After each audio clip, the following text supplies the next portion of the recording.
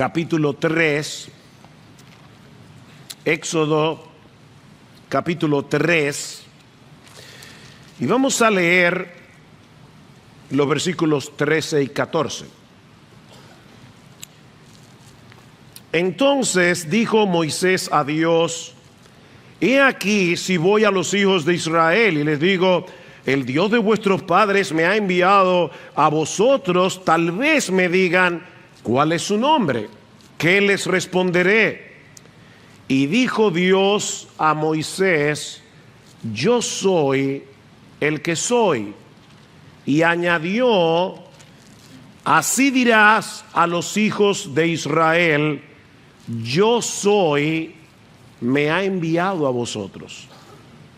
Hace unos años yo tuve que viajar a Canadá por razones ministeriales, y unos amigos, hermanos en la fe muy queridos tuvieron la gentileza de llevarme a conocer las cataratas del Niágara.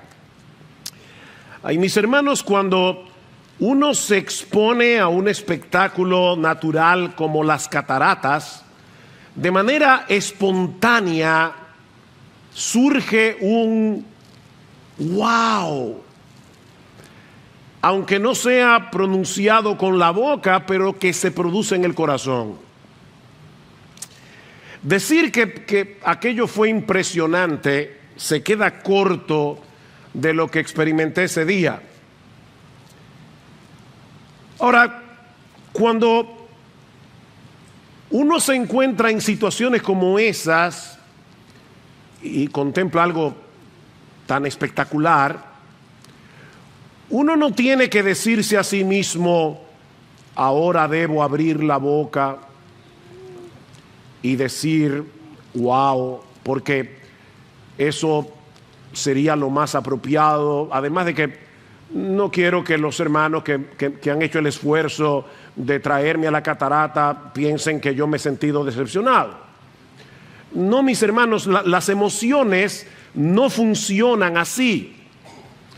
Uno simplemente se detiene a contemplar ese espectáculo, millones y millones y millones de galones de agua cayendo por minutos arcoíris que se forman en el fondo de las cataratas cuando el agua rompe y se convierte en vapor, un ruido atronador, y en una forma natural uno dice wow. Así funcionan nuestras emociones, y así funciona nuestra adoración. Dios nos creó con la capacidad de experimentar asombro ante todo aquello que es hermosamente inusual. Pudiera darse el caso de que alguien visite las cataratas del Niágara y piense, ¿qué tiene de peculiar un chorro de agua que cae desde diferentes partes de la montaña? Pero en ese caso podríamos llegar a la conclusión de que este individuo no posee una idea muy clara de lo que está viendo, o de que su aparato emocional no está funcionando bien. Bueno, lo mismo ocurre con el ser de Dios. Hermanos, ¿qué se necesita para adorar a Dios? ¿Quiénes son aquellos que pueden adorar a Dios con más entusiasmo? Bueno, pastor, los que tienen en su iglesia un buen equipo de alabanza. Yo a veces me pregunto, yo no sé qué pasaría en muchas iglesias si de repente Dios hiciera el milagro de desaparecer a todos los músicos. A mí me encanta la música, me encanta que podamos adorar acompañados de músicos, pero ¿qué pasaría en muchas iglesias que aparentemente experimentan fervor en el tiempo de alabanza si de repente desaparecieran los músicos y nosotros adoráramos como ha adorado la iglesia de Cristo a lo largo de siglos, cuando no se podía adorar con instrumentos musicales? Mis hermanos, no es la música instrumental lo que nosotros necesitamos. Óigame, es bueno tenerlo. no es lo que necesitamos para poder alabar a Dios, para poder adorar a Dios. Es un sentido de asombro que se produce cuando nosotros entendemos quién es Dios. Sin asombro no hay adoración. Los que poseen un mejor entendimiento de quién es Dios y se deleitan en ello son los mejores adoradores que tiene la iglesia. Por eso alguien definía la adoración como el dulce eco de las excelencias de Dios en el corazón de su pueblo. ¿Qué es la adoración? Es el dulce eco de las excelencias de Dios en el corazón de su pueblo. Nuestro Dios es absolutamente inusual, porque no hay nadie como Él en toda la creación, nada que se le compare. Él es infinito en su ser, infinito en sus perfecciones, lleno de gloria, lleno de belleza, lleno de majestad, de modo que es imposible conocerle y contemplarle sin ser movidos a sobrecogernos y a proclamar y a querer expresar nuestra admiración. Es la deleitosa proclamación de la gloria de Dios. Eso es adoración. Así dice el Señor, Jeremías 9. No se gloríe el sabio en su sabiduría, ni se gloríe el poderoso en su poder, ni el rico se gloríe de su riqueza, mas el que se gloríe, gloríese en esto, de que me entiende y me conoce. Que se gloríe en eso. Por supuesto, nuestra capacidad de entender a Dios es muy limitada. De hecho, el mismo Dios nos dice también en su palabra que su grandeza es inescrutable. Salmo 145. Ningún ser humano es capaz de comprender a Dios por completo. Y sin embargo, conocemos lo suficiente, dice el mismo Salmo 145, como para contar sus alabanzas a otras generaciones. Dice el salmista, en el glorioso esplendor de tu majestad meditaré. Y lo que yo espero que suceda en esta mañana, mis hermanos, lo que Él está adorando al Señor es que el Espíritu Santo tome su palabra predicada y aumente nuestra capacidad de asombro al considerar la doctrina de la simplicidad de Dios. Como parte de la serie que ya el pastor Salvador inició hace unos domingos atrás acerca de los atributos de Dios. Dios es simple. Lo que yo quiero, mis hermanos, lo que pretendo es que salgamos de aquí anonadados, sobrecogidos, al comprender un poco mejor quién es ese Dios que se nos revela en su palabra escrita y encarnada, y al que llamamos Padre, si es que hemos venido a Cristo en arrepentimiento y fe. Que nuestra capacidad waosística sea aún mayor al final de este mensaje. La simplicidad de Dios. Ese es uno de esos atributos que la iglesia de Cristo ha confesado a lo largo de los siglos, pero del que tristemente no se habla mucho en estos días en las iglesias, o incluso se ignora por completo. Es muy probable que muchos creyentes nunca en su vida hayan escuchado hablar de la simplicidad de Dios. Y que incluso algunos se sientan extrañados al escuchar que Dios es simple. No solo extrañados, ofendidos posiblemente con la declaración de que Dios no es un ser complejo.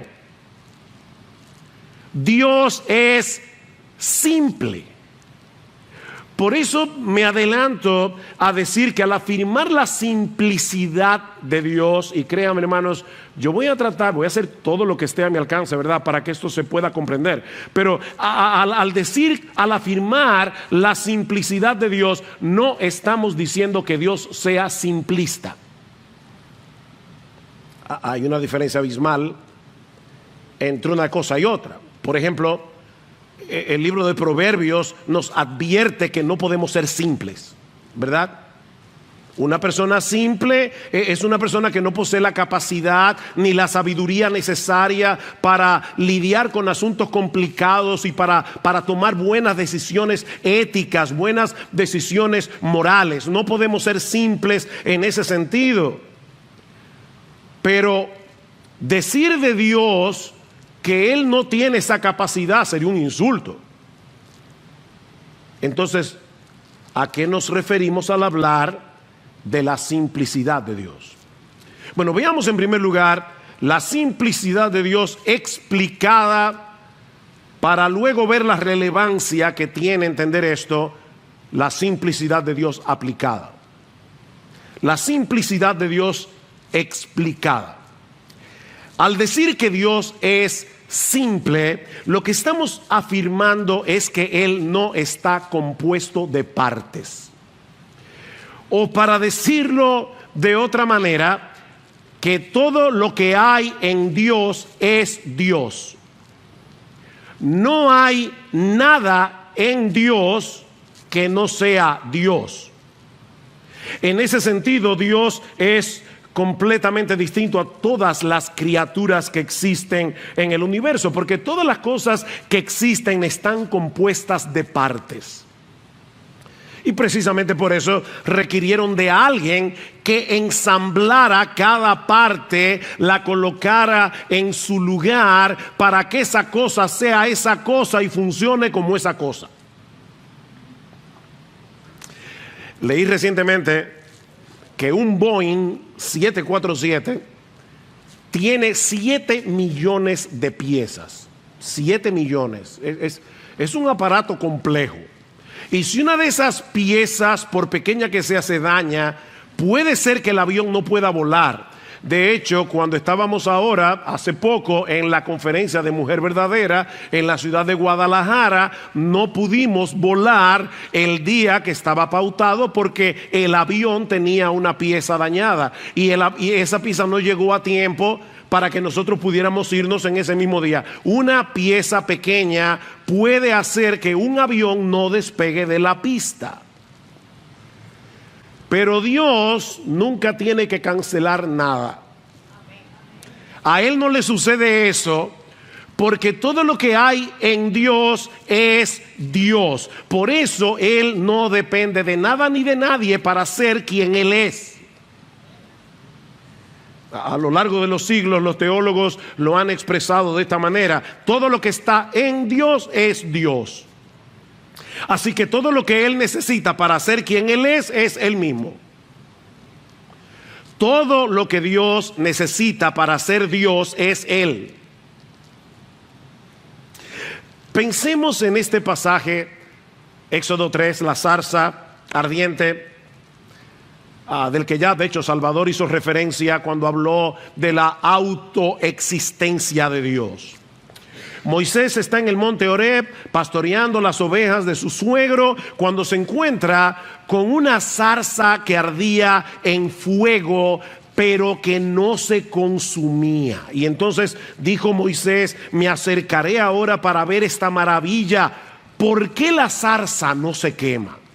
Ahora, Moisés obviamente no era un experto en química, pero él sabía por experiencia que para que haya fuego se necesita un material combustible, o sea, un material que pueda arder. Así que lo que resultaba sorprendente y maravilloso para él era el hecho de que este fuego, que como vemos más adelante en el pasaje representaba a Dios, era solo fuego, todo fuego. No necesitaba la zarza, o sea, el fuego estaba ardiendo en la zarza, pero no dependía de la zarza para poder arder. Ese fuego no necesitaba de material combustible porque, como dice un comentarista, ardía por su propia energía. Se trataba de un fuego que no estaba compuesto de ninguna otra cosa que no fuera el fuego mismo. Ahora, no olvidemos en qué contexto ocurre este fenómeno. En ese momento Dios iba a comisionar a Moisés para que regresara a Egipto para libertar a su pueblo, y Moisés iba a comenzar a poner una serie de excusas porque él no quería hacerlo. Noten el versículo 11 del capítulo 3. Pero Moisés le dijo a Dios: ¿y quién soy yo para ir a Faraón y sacar a los hijos de Israel de Egipto? Capítulo 4 versículo 1. Y Moisés respondió: ¿y si no me quieren creer ni escuchan mi voz? Versículo 10. Entonces Moisés dijo al Señor: por favor, Señor, nunca he sido un hombre elocuente, envía a otro. ¿Ven? Excusas, excusas, excusas. ¿Qué necesitaba Moisés en ese momento? Oh, pastor, obviamente levantar su autoestima. No, necesitaba saber quién era el Dios que lo estaba comisionando. Moisés no necesitaba autoafirmación. Moisés en ese momento necesitaba saber quién es Dios. Y precisamente eso es lo que Dios le revela. Dijo Dios a Moisés: Moisés, la pregunta no es quién eres tú, la pregunta es quién soy yo. ¿Y sabes quién soy yo? Yo soy el que soy. Así que cuando los hijos de Israel te pregunten: ¿y quién es ese Dios que te ha enviado a libertarnos de la esclavitud de Egipto? Tú le vas a decir: diles que yo soy, me ha enviado a vosotros. ¿Quién es Dios? Él mismo. Decía el filósofo español José Ortega y Gasset. No es una avenida, es un filósofo. Decía José Ortega y Gasset: yo soy yo y mis circunstancias. ¿Han oído eso? Yo soy yo y mis circunstancias. ¿Qué quería decir el filósofo español? Bueno, lo que él está diciendo es: mi yo es solamente un ingrediente, una parte de mi vida, porque también están mis circunstancias, el medio en el que se ha desarrollado mi existencia. Eso también tiene que ver con quién soy yo. Pero en el caso de Dios, Él es quien Él es. Las circunstancias no juegan ningún papel. Así como el fuego de la zarza no necesitaba ninguna energía fuera de sí mismo para arder, Dios no necesita de nada fuera de sí mismo, ni para existir, ni para ser feliz. Y era ese Dios autosuficiente, absolutamente independiente, la fuente de todo ser y de toda vida, el que estaba enviando a Moisés a liberar al pueblo. Dios no necesitaba a Moisés para hacer su obra, pero todo lo que necesitaba Moisés era a Dios. Dios no necesitaba a Moisés, ni a ti, ni a mí, ni a nadie. Pero tú, yo y Moisés necesitamos a Dios. ¿Se dan cuenta, mis hermanos, que esta no es una enseñanza meramente académica que deba reservarse únicamente para los teólogos? Esta es una verdad esencial acerca del ser de Dios que los creyentes necesitamos conocer para alimentar nuestra confianza y nuestra admiración por Él. Nuestro Dios es quien Él es, porque todo lo que hay en Dios es Dios mismo. Él no está compuesto de partes. Ahora, consideremos por un momento, primero, lo que eso implica en cuanto a los atributos de Dios, y en segundo lugar, lo que eso implica para la doctrina de la Trinidad. Los atributos de Dios. La Biblia dice que Dios es amor, santidad, justicia, bondad, omnipresente, omnipotente, omnisciente, eterno, inmutable y todo lo demás. Pero eso no quiere decir que cada uno de esos atributos sea una parte de Dios. Como si Dios estuviera compuesto de un 30% de amor, 20% de santidad, 20% de justicia, 30% de poder. Los atributos de Dios, y créanme hermanos, ténganme paciencia, ustedes van a entender en un momento por qué esto es tan importante. Los atributos de Dios no son una parte de su esencia, sino que la esencia simple de Dios es todo eso en sí misma: amor, bondad, santidad, justicia, omnipotencia, etc.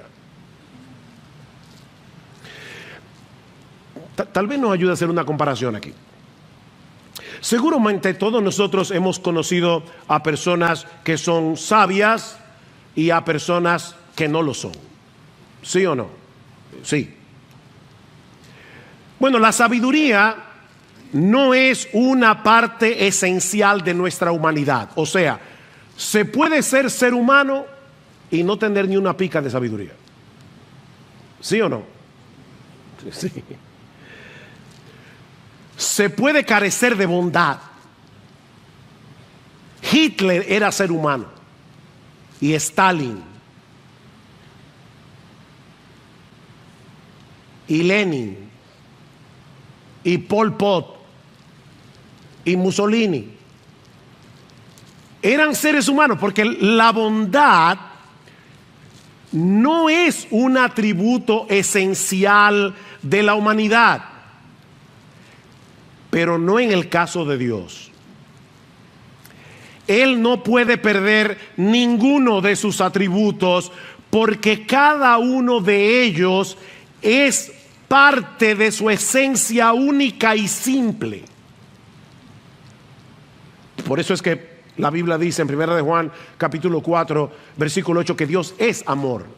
Dios es amor. No es que Dios tiene la capacidad de amar, no es que Dios ama, no, es que la naturaleza misma, la esencia misma de Dios es amor. El amor realmente es Dios, y Él ha dado al hombre la capacidad, por ser hechos a la imagen y semejanza del Señor, de poder amar relativamente, pero Él es absolutamente amor. Él es luz. No es que Él tiene santidad, es que Él es la santidad. Y lo mismo podemos decir del resto de sus atributos. Por eso decía el teólogo Sinclair Ferguson que en última instancia Dios tiene un solo atributo: su divinidad. Uno solo. ¿Cuál es el único atributo de Dios? Que Él es Dios. Y Dios, en su esencia, es todo eso: amor, santidad, justicia, poder. Otro ejemplo que puede ayudar. Pensemos en un rayo de luz pasando por un prisma. Como probablemente ustedes saben, en 1666 el matemático y científico británico Isaac Newton descubrió que si un rayo de luz pasa a través de un prisma de vidrio, se dividía en los 7 colores del arco iris: rojo, naranja, amarillo, verde, azul, índigo y violeta. Ahora fíjense, esa luz blanca ya contiene dentro de sí todos esos colores, pero la identidad individual de cada uno de ellos no se hace visible hasta que pasa a través del prisma. El prisma separa los colores y nos permite apreciarlos, pero en realidad, no lo olviden, es un rayo de luz blanca. Bueno, mis hermanos, de la misma manera, cuando la gloriosa, majestuosa, hermosa, maravillosa esencia divina llega a nosotros a través del prisma de su palabra, a través de su revelación, nosotros podemos apreciar los diversos colores de esa esencia única de Dios. Y entonces vemos que Dios es amor, bondad, justicia, santidad, omnipresencia, omnisciencia, omnipotencia, inmutabilidad, eternidad, pero un solo rayo de luz. Por eso Agustín de Hipona hablaba de la simple multiplicidad de Dios. La simple multiplicidad de Dios.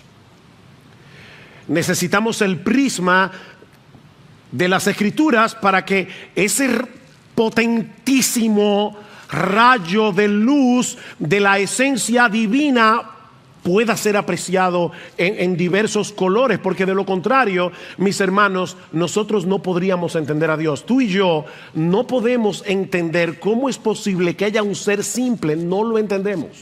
Por eso alguien decía, un teólogo que hizo su tesis, su PhD en la simplicidad de Dios, él decía, no hay una cosa más complicada que explicar la simplicidad de Dios. Eso rompe la cabeza de cualquiera. No podemos entender eso. Todos esos atributos son una parte esencial de su naturaleza. Es precisamente por eso, mis hermanos, que Dios es inmutable. Dios no cambia. Y otra vez nos ayuda a pensar en nosotros los seres humanos. Una persona puede en un momento dado comportarse con cierta bondad y en otro momento dado ser un mezquino. Nosotros no somos lineales. No siempre somos todo amor, toda bondad, toda compasión. Porque recuerden, la bondad no es una parte esencial de nuestra humanidad. Pero Dios no puede dejar de ser bueno. Es imposible. Si Dios dejara de ser bueno, se autodestruyera. Porque es que la esencia de Dios, la única que Él tiene, es bondad, es santidad, es amor, es justicia, es poder. Dice el salmista en el Salmo 90, Señor, tú nos has sido refugio de generación en generación, antes que naciesen los montes y formases la tierra y el mundo, desde el siglo y hasta el siglo, desde la eternidad y hasta la eternidad, tú eres Dios. Tú eres en eterno presente, tú eres Dios. Él siempre es el mismo. Dios no puede ser menos de lo que es, ni tampoco más. Si yo le dijera a mi esposa, la quiero piropear, y le digo, hoy tú eres mejor que cuando nos casamos, sería un piropo. Si tú le dices a Dios que Él es hoy mejor que ayer, es un insulto. Ustedes no se han dado cuenta que a ningún salmista se le ocurre alabar a Dios y decir, wow, Señor, tú ahora eres mejor. Es que Dios no puede ser mejor de lo que Él es ya. Es imposible, porque Él ya es absolutamente bueno, absolutamente amoroso, absolutamente santo, absolutamente justo, etc.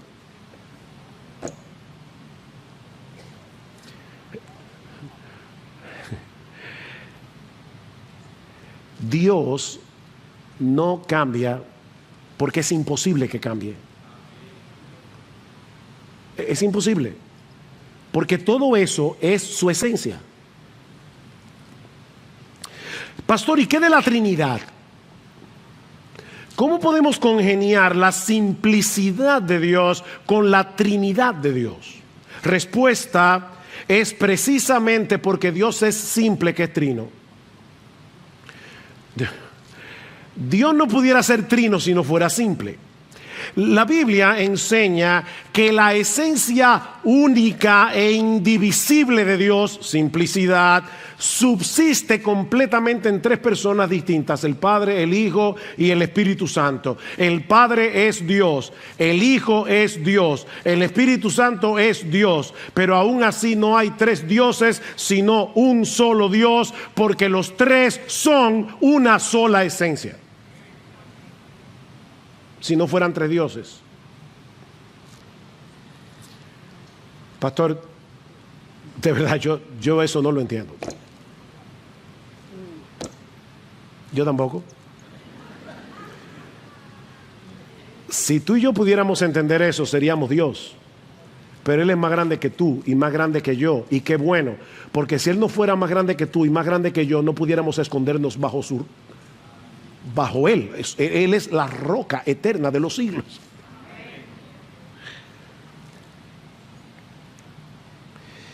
Jamás podremos entender con nuestra mente finita la Trinidad de Dios, pero esa es una verdad que Dios ha revelado en su palabra. Ahora, eso no significa, y aquí es que viene la parte importante, que Dios está compuesto de tres partes llamadas Padre, Hijo y Espíritu Santo. Un tercio el Padre, un tercio el Hijo, un tercio el Espíritu Santo. Como si cada una de las personas de la Trinidad poseyera un tercio de la esencia divina. De hecho, una vez escuché a alguien lamentablemente decir que la Trinidad, eso es fácil, se puede comparar con el huevo. O sea, el huevo tiene cáscara, yema y clara. La cáscara en sí misma no es el huevo, ni la yema en sí misma es el huevo, ni la clara en sí misma es el huevo. Es el huevo. O sea,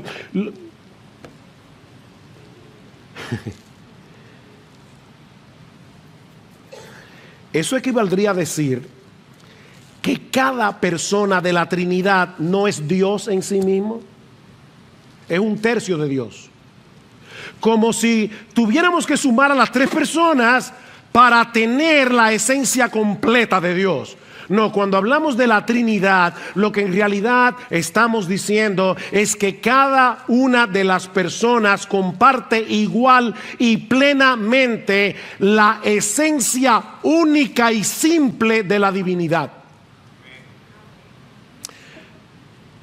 Yo te dije que mi oración es asombrarte, que el Espíritu Santo te asombre. ¿De quién es Dios? No hay nada que se le compare. Nada. Deuteronomio 6:4, escucha Israel, el Señor es nuestro Dios, el Señor uno es. Sorprendentemente, ese es uno de los textos favoritos de los musulmanes y de todos los que niegan la doctrina de la Trinidad. Pero lo que ese texto significa no es que Dios es una singularidad matemática, que hay una sola persona que se llama Dios, sino que como Dios es único, porque hay una sola esencia divina, Él y solo Él debe ser el objeto de nuestros afectos y de nuestra adoración. Por eso el texto sigue diciendo: el Señor nuestro Dios, el Señor uno es, y amarás al Señor tu Dios con todo tu corazón, con toda tu alma y con todas tus fuerzas. La devoción y la lealtad de nuestro corazón, de nuestra alma, no puede estar dividida porque existe un solo Dios. Eso es lo que significa Deuteronomio. Sin embargo, es interesante notar que la palabra hebrea que se traduce como uno en Deuteronomio capítulo 6, Jehová nuestro Dios, el Señor uno es. Esa es la misma palabra que aparece en Génesis capítulo 2, versículo 24, para decir que en el matrimonio un hombre y una mujer, dos personas, en el matrimonio vienen a ser una sola carne. ¿Ven? No es una singularidad matemática. Son dos personas que forman una sola carne. Bueno, en la Trinidad son tres personas que subsisten en la única y simple esencia de Dios. Así que Dios es uno y es tres, pero en dos sentidos diferentes. Él es uno en cuanto a su esencia, porque solo hay un Dios, no tres. Pero Él es tres con respecto a las personas, porque son el Padre, el Hijo y el Espíritu Santo. Repito, mis hermanos, eso es un misterio que no podemos comprender plenamente, pero es una doctrina revelada que debemos creer. Pastor, ¿y por qué eso es tan relevante? Bueno, ya hemos visto la doctrina de la simplicidad explicada. Vemos ahora la doctrina de la simplicidad aplicada. Y créame, tuve que debatirme en cuanto a cuántas aplicaciones traer. Voy a limitarme a 4. En primer lugar, porque nuestro Dios es un ser simple que no depende de nada ni de nadie para su existencia, para su felicidad. Podemos y debemos depender de Él en medio de cualquier necesidad y circunstancia. Nosotros somos muy débiles, somos muy necesitados. Cualquier cosa puede afectarnos de repente en una forma profunda y significativa, pero no a Dios. Nosotros necesitamos a Dios, tú necesitas a Dios, Él no necesita a nadie. Pero podemos confiar en Dios precisamente porque Él no necesita a nadie. Porque Él es simple. Como ustedes saben, el viernes 12 de mayo, mi esposa y yo participamos de una celebración que fue muy importante, de mucho gozo para nosotros. Lo más lejos que yo tenía es que ese día terminaría en la emergencia de un hospital en Louisville, Kentucky, con un fuertísimo dolor de espalda. Esa fue la celebración. Reflexionando después acerca de este incidente, yo decía, Señor, de verdad yo quiero tratar de entender, yo no necesito entender, pero yo quisiera como entender por qué pasó esto, qué tú me quieres enseñar. Y varias cosas vinieron a mi mente en ese momento. Por un lado, que en este mundo caído definitivamente no existe la perfecta felicidad. No existe. Por otro lado, que siempre debo estar profundamente agradecido con mi Señor y mi Salvador cuando estaba en el momento más agudo del dolor, estaba privado del dolor. Yo solo podía pensar, mi Señor Jesucristo se hizo hombre y Él decidió tomar ese lugar, ese dolor que es infinitamente superior a este, para que yo fuera salvo. Y eso de verdad produjo mucha gratitud en medio del dolor. Por otro lado, pensé definitivamente, solo Dios puede ser nuestra completa satisfacción. Pero otra de las enseñanzas que yo saqué ese día es que solo Dios merece la gloria por todos nuestros logros, porque nosotros somos demasiado frágiles.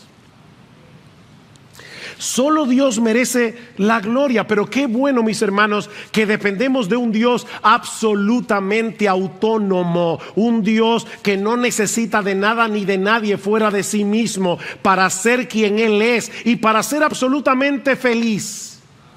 Dice en Isaías capítulo 49, porque yo soy Dios y no hay otro Dios y nada hay semejante a mí, que anuncio lo por venir desde el principio y desde la antigüedad, lo que aún no era hecho, que digo, mi consejo permanecerá y haré todo lo que yo quiero. Ni tú ni yo podemos decir, yo voy a hacer lo que yo quiero. Porque una cosita minúscula que no se ve te puede postrar en una cama. Pero no a Dios. Podemos y debemos depender en todo de ese Dios, porque Él hace todas las cosas según el designio de su voluntad. Como dice en Efesios 1:11, su voluntad prevalecerá, mis hermanos, porque Él no necesita buscar nada fuera de sí mismo para hacer lo que Él se ha propuesto hacer. En segundo lugar, porque Dios es un ser simple, debemos vivir con la conciencia. Debemos vivir con la conciencia de que Él está plenamente presente en todo lugar con todos sus atributos. Es un ser simple. La semana que viene me toca predicar sobre la omnipresencia de Dios. Ahora les adelanto que lo que eso significa no es, niños, Cuando Dios, la Biblia dice que Dios es omnipresente, lo que eso significa no es que Dios es grandote, grandote, grandote, tan grandote que Él llena todo el espacio. No. Lo que eso significa es que todo Dios está en todo lugar al mismo tiempo. Porque Él es una sola esencia. Todo Dios está en todo lugar. Salmo 139, delante y detrás me rodeaste y sobre mí pusiste tu mano. Tal conocimiento es demasiado maravilloso para mí. Alto es, no lo puedo comprender. ¿A dónde me iré de tu espíritu y a dónde huiré de tu presencia? ¿Sabe lo que dice el texto hebreo? ¿A dónde huiré de tu cara? Dice el texto hebreo. Estamos todo el tiempo en la cara de Dios. Ahora mismo puede ser que una hormiga esté pasando por aquí debajo, atrás, y yo ni cuenta me estoy dando de eso, porque yo tengo que poner mi cara ahí para poder verlo. Pero nosotros estamos todo el tiempo en la cara de Dios, porque Él es un ser simple. Si subiera a los cielos, allí estás tú, todo tú. Y si en el Seol hiciere mi estrado, he aquí, allí estás tú, todo tú.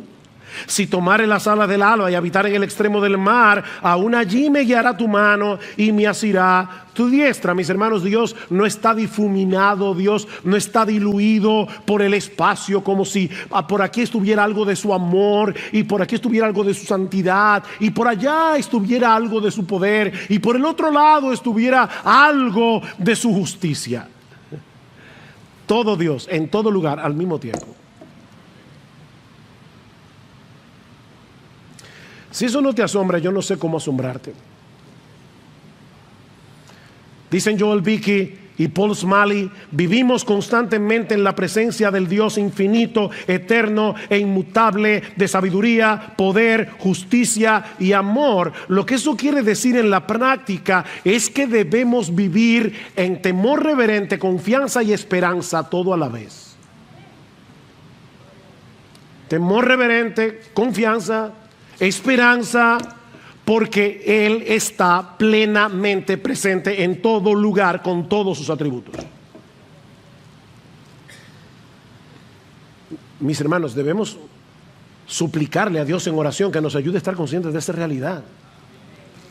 Sobre todo cuando estamos inmersos en nuestra vida cotidiana. Nosotros podemos estar haciendo la cosa más trivial del mundo y aún la estamos haciendo en la cara misma de Dios. Como también podemos estar en una profunda aflicción y consolarnos con el hecho de que todo Dios está allí con nosotros en ese momento. En tercer lugar, porque nuestro Dios es un Dios simple, en dependencia del Espíritu Santo, debemos cultivar todas las virtudes que nos hacen semejantes a su carácter. Todas las virtudes. Dios no es más amoroso que santo, ni más santo que bondadoso, ni más compasivo que justo. Recuerden, es un rayo, un solo rayo, una única esencia, que es todo eso a la vez.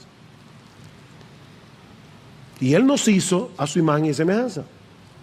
Es verdad que el pecado distorsionó la semejanza de Dios en nosotros, pero Cristo vino a restaurar esa imagen, de manera que los cristianos no podemos darle más importancia a algún aspecto del carácter de Dios por encima del otro. Tú no puedes decidir, yo voy a cultivar ahora el amor, y qué del gozo, y qué de la santidad, y que de la justicia. Es que tú no puedes tomar esa decisión. Es por eso que en Gálatas capítulo 5 versículos 22 y 23 se habla del fruto del Espíritu, no de los frutos del Espíritu. Es un solo fruto, porque ese solo fruto encierra todo el carácter hermoso y maravilloso de nuestro gran Dios y Salvador Jesucristo. Así que nosotros debemos crecer en amor, gozo, paz, paciencia, benignidad, bondad, fe, mansedumbre, templanza, porque nosotros queremos parecernos cada vez más a ese Dios que es una sola esencia divina. Finalmente, porque nuestro Dios es un ser gloriosa y maravillosamente simple, solo Él es digno, solo Él es digno de nuestra más ardiente devoción, lealtad y adoración. Solamente Él, porque en todo el universo no hay nadie como Él. ¿Recuerdan cuando un escriba le preguntó al Señor, ¿y cuál es el primer mandamiento de todos? ¿Qué hizo Jesús? Fue a Deuteronomio capítulo 6. Y le dijo, el primer mandamiento de todo es este: oye Israel, el Señor nuestro Dios, el Señor uno es, y amarás al Señor tu Dios con todo tu corazón y con toda, porque un solo Dios, con toda tu alma, con toda tu mente y con todas tus fuerzas. Ese es el principal mandamiento. Si Dios es uno, si hay una sola esencia divina, no podemos tener nuestros afectos divididos. Debemos amarlo y adorarlo únicamente a Él con todo el corazón, no con una parte, con toda nuestra alma, con toda nuestra mente, con todas nuestras fuerzas. Es cierto que de este lado de la eternidad, mientras el pecado more en nosotros, adorar a Dios de ese modo es prácticamente imposible, es una lucha. Pero en la misma medida en que se acreciente nuestro asombro por quien Él es, en esa misma medida aumentará el fuego de nuestra devoción por Él. Recuerda, mi hermano, mi hermana, que la adoración es el dulce eco de las excelencias de Dios en el corazón de su pueblo.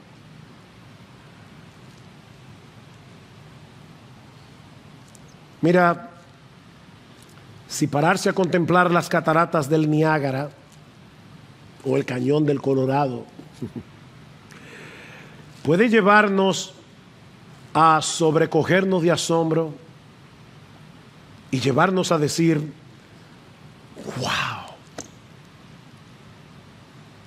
no existe nada ni nadie en el mundo que deba producir en nosotros un asombro mayor, un deleite mayor que ese glorioso Dios eterno, santo, justo, inmutable, sabio y bondadoso, al que los creyentes le llaman Padre por causa de nuestra unión con su Hijo.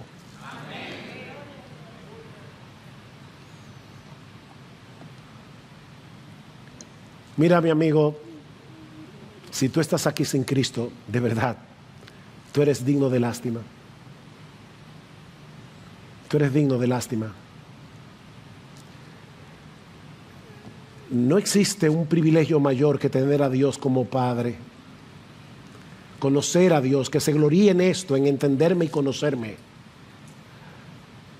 No se gloríe el sabio en su sabiduría, ni el rico en su riqueza, ni el poderoso en su poder. El que se gloríe solo tiene una razón para gloriarse: en que me entienda y me conoce. Si tú no conoces a ese Dios, tú eres digno de lástima, de verdad. Pero tú puedes conocerlo hoy. Él se ha revelado. Él viene a través de su palabra. Y nosotros podemos conocerlo viniendo a Cristo en arrepentimiento y fe, para que ese Dios, ese glorioso Dios, ese majestuoso Dios, ese incomprensible Dios, venga a ser nuestro Dios y nuestro Padre.